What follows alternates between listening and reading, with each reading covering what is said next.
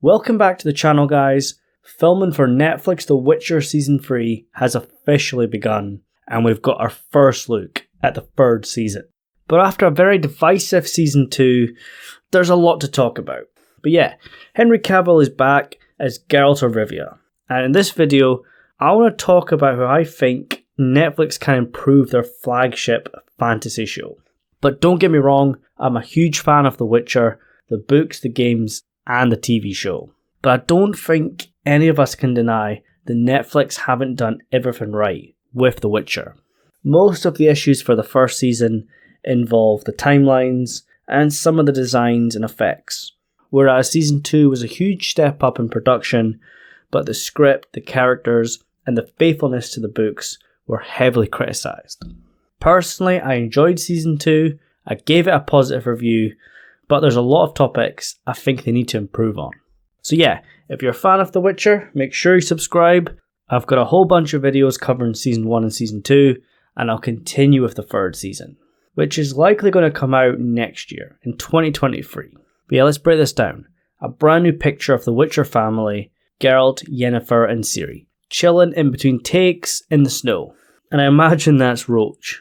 And is it just me, or does Ciri look like Daenerys Targaryen from Season 7 and Season 8 of Game of Thrones? But yeah, there's not much else I can say. It looks great, and even though there's a lot to talk about and a lot to criticise about The Witcher, I still think the casting for the three main characters was perfect. But they need to fix the relationship and the hole the writers have dug themselves. There's a lot of trust that needs rebuilding after Season 2, and Netflix have given us some new plot details, and also the directors for Season 3, which I will leave linked down below. But here's the gist of it. As monarchs, mages, and beasts of the continent compete to capture her, Geralt takes Ciri of Sintra into hiding, determined to protect his newly reunited family against those who threaten to destroy it. Entrusted with Ciri's magical training, Yennefer leads them to the protected fortress of Artusa, where she hopes to discover more about the girl's untapped powers. Instead, they discover they've landed in a battlefield of political corruption, dark magic, and treachery. They must fight back, put everything on the line, or risk losing each other forever. So yeah, we're basically picking up from where Season 2 left off. Everybody wants Ciri, the kings and queens of the continent, the mages, the Wild Hunt, and so many more. Basically, the story's called The Witcher, but it's all about Ciri. And for Season 3, they're going to be adapting the second Witcher novel, Time of Contempt, which is probably my favourite. One word, fanid. I don't want to spoil it for those that haven't read the books, but even today I remember the feelings when I first read these chapters. I could not put the book down, and I can't wait for it to be adapted. But Netflix, please stick to the books as much as you can. So yeah, first and foremost for Season 3, I think they need to continue with what makes the show great. The cast are brilliant, even when given some very questionable scripts, especially Henry Cavill and Freya Allan. And even if I hated Ciri butchering all the Witchers, Freya Allan was definitely the standout star for Season 2, just like how Anya Chalotra as Yennefer was the star of Season 1. But in Season 2, Yennefer's story was horrible. She became a fugitive from the Brotherhood, and now she's taken Ciri to Artusa, the home of the Brotherhood. They've pulled forward the Nilfgaardian spy subplot from later on, so how is that going to affect later seasons?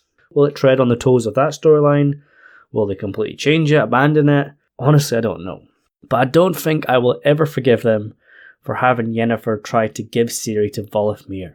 I know Yennefer is a very difficult character, and it's a very difficult position, because her role in the show is greatly expanded. They're making a lot of the Yennefer scenes up, and I'm alright with that because I loved her backstory in the first season, which includes elements from the books. But for Season 2, I think they ruined her. Her subplot of Cahir could have been interesting, but it just didn't work for me. And like I said, this stuff with Ciri and Volithmir, unforgivable. But obviously we can improve on this and move forward. And given the right material, Anya is amazing as Yennefer. And obviously so is Jaskier. We need to give him a song for every single season. And I'm also very happy that they fixed Nilfgaard, because in the first season they were nothing more than an evil cult in ballsack armour. But now they're a legit empire under Emperor Amir. And they've also improved Vilgefortz. he still has these issues, but he was a total bitch in season 1. And I could go on, but I think they just need to tighten up the scripts. For instance, Yennefer and Geralt chasing back to Kaer Morhen was completely ridiculous, because that must be hundreds and hundreds of miles apart. Please, just follow the books more. I get it, Blood of Elves is not the most exciting book in the world. It's a great story, but it doesn't have a big action set piece for an ending which all these big fantasy shows have to have. Either a big fantasy epic to do with monsters or a big battle. But Blood of Elves does not have that. And I get what they were trying to do, but Ciri butchering the Witchers and Vesemir wanting to kill her just didn't work for me. Both actors were absolutely amazing in their roles, but the material they were given towards the end, I'm not a fan.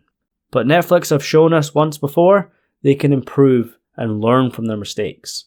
Because they did learn a lot the first time around, but then they made more problems for themselves in season 2.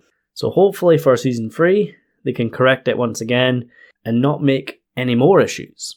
Perhaps they just need to listen to Henry Cavill more, who's a massive fan of the books and the games. Maybe give him more creative control, or perhaps give him a producer credit or something.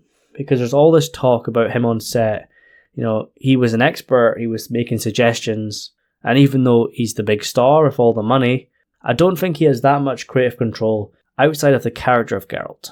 So yeah, give Henry Cavill more of a voice. But yeah, I think that's enough criticism, because honestly, I love the show. I don't want to be negative, but I have to address some points.